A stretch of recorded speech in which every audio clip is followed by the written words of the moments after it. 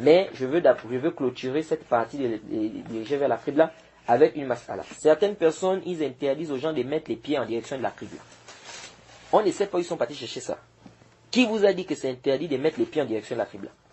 Il n'y a pas un dalil qui vient justifier ça. Il te voit à la mosquée en train de mettre les pieds, il vient, il te dit non, c'est interdit. D'autres même te font les problèmes. Moi-même, j'ai vu des problèmes ici, à Médine, dans une mosquée, avec un papa.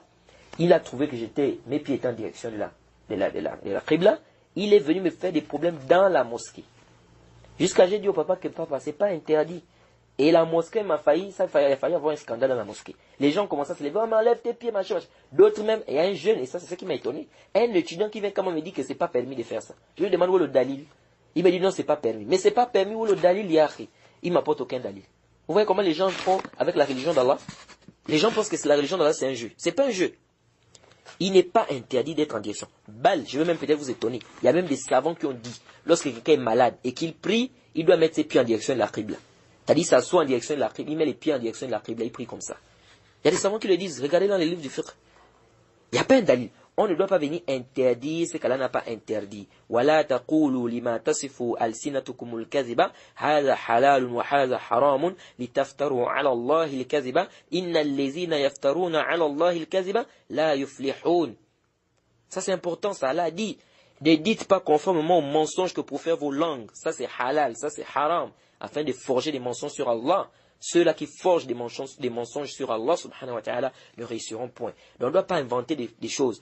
On n'a pas un texte, même si on voit ça dans certains livres. Il n'y a pas un dalil qui dit quelque chose interdit. On ne doit pas venir interdire ce que l'islam n'a pas interdit. Il n'y a pas de mal à mettre ses pieds en direction de la Kaaba. Un autre point aussi que les gens demandent souvent, c'est quoi? C'est que les gens posent souvent la question sur le problème du Coran. C'est une parenthèse.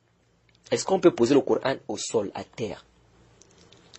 En vérité, les frères, il n'y a pas un dalil qui interdit de poser le Coran à terre. Parce que d'autres disent, poser le Coran à terre, c'est comme si tu ne respectes pas le Coran. Donc c'est une manière c'est-à-dire de minimiser le Coran. Oui, ça peut, l'acte là, le fait de poser le Coran à terre, ça peut montrer que tu minimises le Coran, mais avec des indices. J'arrive dans la chambre de quelqu'un, par exemple, je trouve que tous ces livres sont bien arrangés, sont en haut, dans un living bien classé. Maintenant, je trouve le Coran au sol. Le Coran, il laisse ça au sol. On va dire non, mon frère. Tous tes livres, tu mets ça bien dans le placard, bien arrangé. Maintenant, c'est le Coran que tu mets au sol comme ça. Là, on peut dire que oui, ça, c'est une forme de négligence, c'est une forme de manière de minimiser. Mais maintenant, si quelqu'un veut lire le Coran, il s'assoit au sol, par exemple, et il dépose le Coran au sol, il est en train de lire. On va dire quoi? Qu'il est en train de minimiser le Coran? Non, pas du tout. C'est venu dans le Sahih Bukhari, dans les Sunan Abi Daoud, que le prophète Mohammed, lorsqu'il a demandé aux Juifs d'apporter la Taurat, il a parlé des gens qui sont venus se plaindre sur l'adultère. Il a dit amener le Taurat, c'est-à-dire amener la Torah, on va voir qu'est-ce qu'Allah a dit là-bas dans la sentence de celui qui fait l'adultère.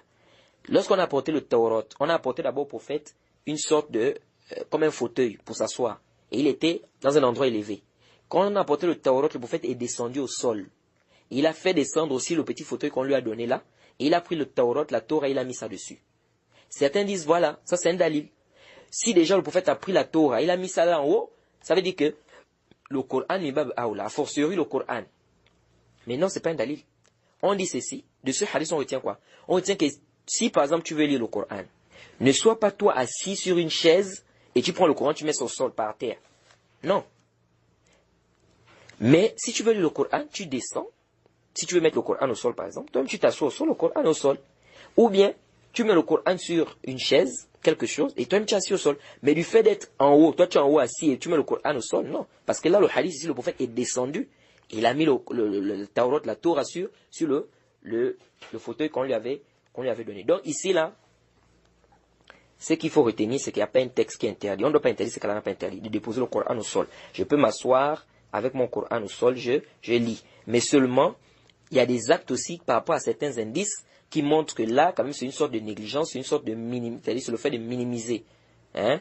Donc on doit faire très attention. Mais venir interdire ce qu'Allah n'a pas interdit, on doit pas se lancer dans cela. Et quant au hadith là que je viens de citer ici, quand on a apporté au prophète une sorte de tambourin, ça s'appelle, comment on appelle, de petits bancs, hein, il a fait descendre ça, il a mis le Coran dessus, ça ne montre pas que c'est interdit. Ça ne montre pas l'interdiction ici. Comme j'ai expliqué ici, ça veut dire plutôt que ici, si tu veux lire le Coran au sol, toi-même tu descends au sol, tu mets le Coran, mais quand tu fais de mettre le Coran au sol, toi tu es en haut, dans un endroit élevé, etc., ça ne fait pas partie des bons comportements. Alors on va s'arrêter par ici, on demande qu'Allah nous facilite, qu'Allah nous pardonne, qu'Allah nous guide.